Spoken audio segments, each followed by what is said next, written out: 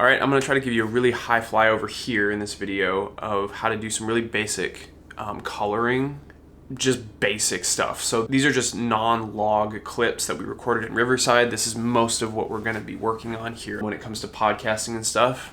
Everything here applies to coloring log footage, except you wanna convert the log to Rec. 709. And if you don't know how to do that and you find yourself in a situation where you need to, just Google, how do I convert log footage to Rec. 709? And you'll be good to go, and then you can apply everything I'm going to show you here. Okay, first things first, we are in our DaVinci Resolve project. We have our timeline. This is actually a multicam clip of our two angles. We have Jeff and Tabitha here, both recording separately over Riverside. Now, both of these shots right off the bat, they look fine because they're recorded in Rec. 709 or some other color space, but it's not log, which is my point. But we do want to clean them up and make them look a little bit better, and I'm just going to show you some basics. So we're going to hop into our color tab, and this is what I would love for you to work towards. This is a node tree that Darren Moston uses, who is a phenomenal YouTuber, phenomenal colorist, really great teacher. Would recommend you go look at his YouTube channel if you want to learn more about coloring. Again, that's Darren Moston. This is his node tree that he uses, which is basically, you know what, I'm just going to strip it down and I'm going to show you. So when you first open up a clip in the coloring tab, this is all you're going to see. There's just going to be one node. Each node is essentially like a layer in Photoshop, or if that's even new to you, it's like you're building a wall and you're stacking bricks on top of each other. Each one of these nodes, this is a brick on top of the one before it, and it builds on what was already there. So for example, if I make just a basic brightness adjustment to the shot, and then I add another node and I make it green, and then I add another node and I darken the shadows, then you can see our final image, looks different. And each one of these was an individual step. Each node was an individual brick in the process that we can toggle on and off. And the reason that we do multiple nodes instead of just doing like everything in one node, because we could do that. We could do everything we just did. So we made the brightness, and then we can make it green, and then we can lower the shadows. We can do all that in the same node, but the problem with that is if we have everything laid out in specific nodes and I decide like I don't like that green color I added to it, then I can just toggle that off and keep everything else that I did, but just get rid of the green. So basically it just allows you like checkpoints where you can go back and undo certain things. For example, with the wall analogy, if you're building a wall out of these bricks and you get like 10 bricks up and you realize that the third brick down is like lopsided or crooked or whatever, and it's affecting the rest of it, then you can pop that brick out and put a new one in and like fix it. I don't know how long this analogy is going to work. I'm just running with it until it falls apart. But we're going to go back here. So when you first open a clip, this is what it's going to look like. If you want to use that node tree that I just showed you, hop on over to Gallery, and it's probably going to be in your power grades as long as you're in the DaVinci Resolve, as long as you're in our cloud, our Moody Digital Team Blackmagic Cloud. Then under power grade, Moston Tree 1 will show up here. Or sorry, no, Moston Basic will show up here, and that's the one that you're going to want to use. Moston Tree 1 will convert log footage to Rec. 709. We don't need that. What we need is just the basic node tree. So you would right click, hit apply, and it's going to drop this onto whatever shot it is. But I'll let you play with that later if you want. I'm just going to teach you the basics here. So the first thing that I usually adjust is the exposure, and I'm going to use my waveform down here. And a waveform is just a visual representation of the brightness of a shot. So for example, you can actually see if we hit play here, you can see it move along with Jeff's face, which is actually really neat. So you can see that this middle part here, this pink blob, this is his face. And then this white bit here and this white bit here, these are his shoulders. And you can see as I hover my qualifier over, you can see the little white circle there showing that, yep, that's his left shoulder, this is his right shoulder. And then back here we have this really bright thing, which is the lamp, which is clipping white. So the first thing we want to do is adjust just the overall brightness of the shot. Now, because we shot this on the Sony ZV-1F as a webcam with just a lot of the settings set to auto, this is going to land, the brightness to the shot already lands pretty close to where we want it. You'll notice here that his skin tones do not really go above this 80% line on the waveform. That's what we want. We don't want skin tones to usually land above this 80. And we also normally don't want them to land below the 60. So for example, if this shot was underexposed, you can see his skin tones are peaking at 70, and clearly like this is too dark for what we're doing right now. So we'll just reset that. So really the brightness here, we don't really have to adjust because it's pretty much perfect in my opinion. I'm gonna just play with the gamma. So this is the midtones. So this slider underneath it, this is your brightness or the luminosity of that range. So if I drag up the midtones, we'll see the whole image kind of brighten, kind of darken. I really like it where it's at, so I'm just actually gonna leave that where it is.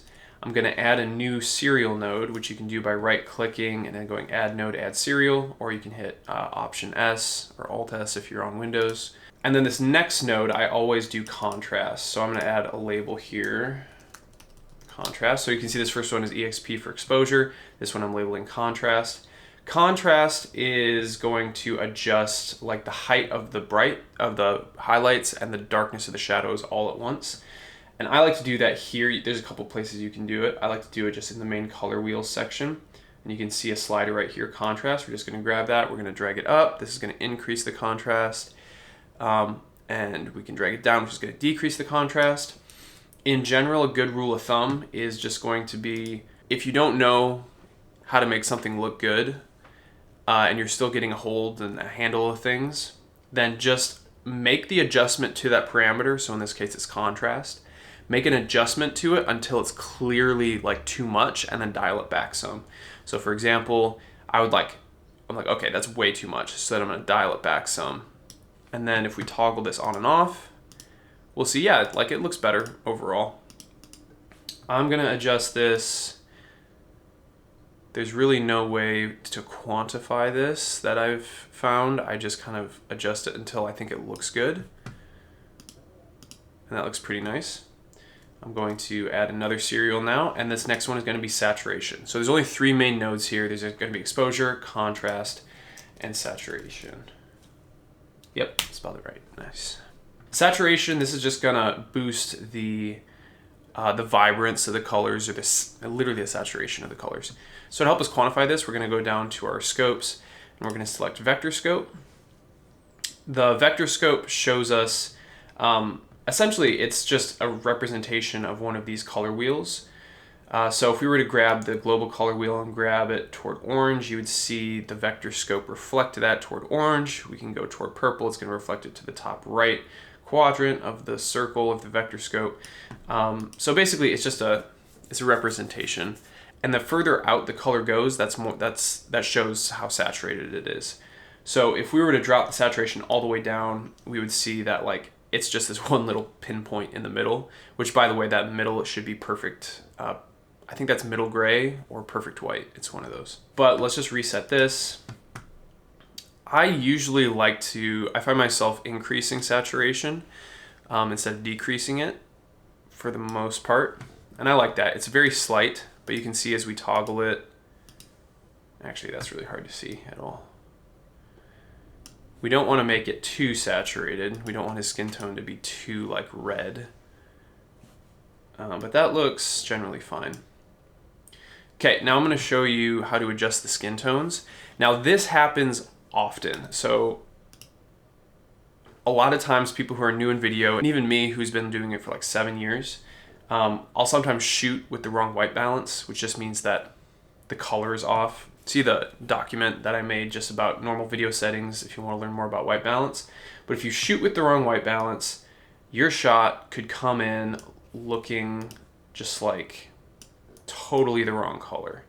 Like this is not, like you can totally shoot on a camera and get this exact result just straight out of the camera if your white balance is set wrong. Now we want the white balance to be correct because otherwise it doesn't look real, and then the person watching it, they think it's gross, they don't want to watch it because it doesn't look real. You want it to look real. So if this happens, if the white balance is off, first of all, if you can't tell right off the bat that the white balance is off, because you might pull this clip straight in, and you see it like this and you think, oh, this is normal. But you can clearly see using the vector scope here that his skin tone is off. Now I can tell that because this line here, which you may have to toggle it on if you go to the scope settings, it's this switch right here, skin tone indicator. You want to turn that on so you can see it. This line, this is where skin tones should be. And you can see as we drag the qualifier over his skin that circle in the vector scope is to the left of that line for the most part until we kind of get to the shadows. But we want that circle, we want his skin tones to be right on that line or just on the right side of it. And this line works for any skin tone. It works for Caucasian skin tones, it works for black skin tones, it works for Middle Eastern skin tones. Any skin tone will land if it's been correctly white balanced. The skin tone will land on that line. So the first thing we would do here, if we pulled this shot in and it looked like this, and it was clearly the wrong white balance when it was shot, we can, in theory, fix it. It's not gonna look as good as if we shot it accurately, but here, we'll give it a shot. So the first thing I wanna do is select his skin tone specifically, just to help us in this process. So to do that, I'll go to qualifier, which will give us this eyedropper tool. And then we just click on his skin somewhere, and you won't see anything off the bat, but if you hit Shift H, it's gonna show us only what we have selected. So this qualifier selected that skin tone, and so we can only see that skin tone, and we'll add to it because this clearly isn't including his whole face, which we want. So we'll go from the qualifier selection or picker tool to the picker add tool. And then we'll just click and drag along his face until we get much more of those colors in, and there we go. Now we can see here, if we boost our vector scope brightness up here, that he's actually pretty close to that line, but he's definitely oversaturated and he is a little to the left. So let's try to get him a little bit more over. So we'll grab that global wheel and we'll just drag him kind of to the right. And then also we'll just drop the saturation to kind of shrink that down. And you want to watch the vector scope, but you also want to watch his actual face here, because the vector scope sometimes shows us what it thinks is right, and like numerically it's right, but visually it just doesn't always line up. So you want to keep an eye on both. So now if we add another node, we'll see that his skin tone is actually better, but the rest of the image is still kind of gross.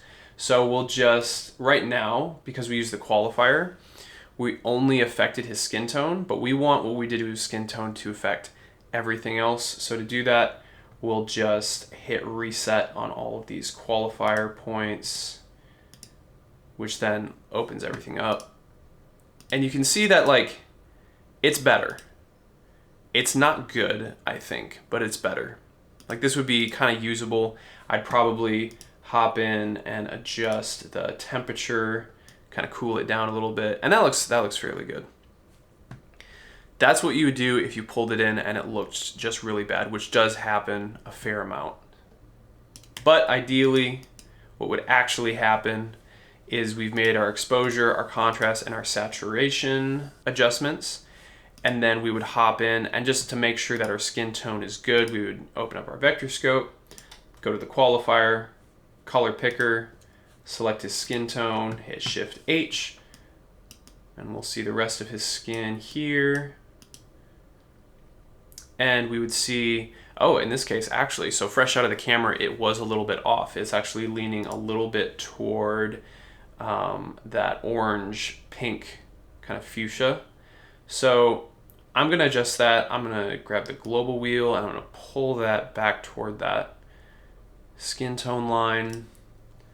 And then I'll hit Option S, create a new node. And then if we toggle that skin tone node on and off, we can see a little bit of an adjustment. And yeah, like that looks nice. And this is right here, this is great. These are just the basic steps. You have your exposure, your contrast, your saturation, and then I always like to check the skin tones and maybe make an adjustment to it if I need to. Now, if you want to get a little bit more into the weeds on it, you can add a power window, which we can use to give us a vignette. We would just reverse the selection here and then like drag down the brightness. And then we could see like, oh yeah, we have a vignette. Now that looks gross because it's not like faded enough. So we'd want to adjust it. And that's very significant. That's more stylized. If I were doing this for real, I would probably make this very wide and just make it more subtle. When it comes to coloring, a lot of the settings, a lot of the adjustments are just going to be more subtle. But yeah, there we go. There's the basics. And one last thing too, going back to exposure here, is you'll notice if we go back to our waveform. So in general, use your waveform scope for brightness and use your vector scope for color. And there's a bunch of other great tools that I just haven't really learned how to use, but these are the two main ones that I would recommend using, waveform and vector scope. And I would also recommend learning more. But if I'm in waveform, you can see that this lamp here, if we pop over to our qualifier, you'll see that this lamp is clipping white. Now, to be clipping white means that you're landing above this top line on your waveform. I have my waveform set to percentages. So 0% is true black, 100% is pure white. Those are probably not the right terms, but those are the ones that I'm using. Now you'll notice if I drag the brightness down, you'll see that lamp line come down from the 100% line, but it's still a solid line, which just means that it was so bright when we shot it that there's no information there. And we can see this even more if we create a power window and select just that bright part of the lamp. Like you can see there, it's just a solid line. It just means that there's no information there, it's just solid white. And generally speaking, if you have a solid white object, like a light or a lamp or something in the shot, you want that to rest on or above that top line. So I would just reset that back to the way it was because it was correctly exposed when we shot it. So yeah, I hope that was helpful. It's just some basics. Google is your friend when it comes to coloring as you learn terms. That's super valuable. So it's like if you learn just the basic terms of exposure, contrast, saturation, skin tone, luminosity, aka brightness, then you can actually start Googling things. And most of the time, most of the things that I learned with coloring, I either learned from people or from Googling things because I was trying to fix something. But if I had known the right terms, because when I started off, I was always shooting things in the wrong white balance. I didn't know why the skin tones were all red and like not looking right. But if I had known like to Google how to make my skin tones more realistic or how to fix my skin tones, then that would have opened up a bunch of YouTube tutorials and just things like that, because the internet is full of people who want to teach this stuff and they do a good job of it for the most part. So just get those terms down, give yourself patience. It's a journey. You may love coloring and you may hate coloring, but it is a necessary part of what we're doing if we're trying to create really good high quality stuff. So just learn these basics and then you can get way deeper into it if you want to, and probably by necessity you will need to at some point, because at some point you're going to shoot something and it's going to be horribly wrong and you can only fix it in post and you'll have to learn how to do it. So when that happens, good luck. If I'm still around, ask. And yeah, good luck.